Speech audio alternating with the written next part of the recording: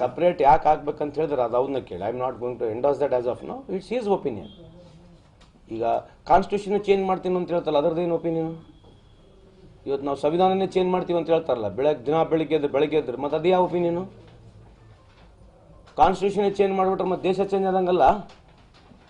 ಮತ್ತು ಅದನ್ನು ಒಂದು ಚರ್ಚೆ ಆಗ್ಬೇಕಲ್ವ? ಅದನ್ನ ನೀವು ಕೇಳಿ, ಮತ್ತು ಪ್ರತಿಯೊಬ್ಬರಿಗೆ ಕೇಳ್ಬೇಕು. ಕಾನ್ಸ್ಟಿಟ್ಯೂಷನ್ ಚೇಂಜ್ ಮಾಡ್ತಾರೆ ಅಂತ ದಿನ ಬೆಳಗ್ಗೆ ಇದ್ರೆ ಹೇಳ್ತಾರಲ್ಲ, ಅದ್ರ ಬಗ್ಗೆ ಚರ್ಚೆ ಮಾಡಬೇಕಲ್ಲ.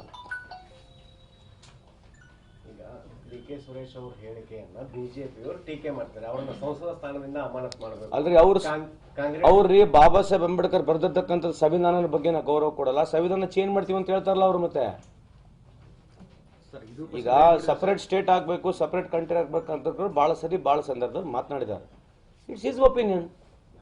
ಈಗ ಎಷ್ಟೋ ಸಂದರ್ಭದಲ್ಲಿ ನಮ್ಮ ರಾಜ್ಯದಲ್ಲಿ ಬೇರೆ ಸ್ಟೇಟ್ ಆಗ್ಬೇಕಂತ ಹೇಳ್ತಾರೆ. ಅಂದ್ರೆ ಏನು?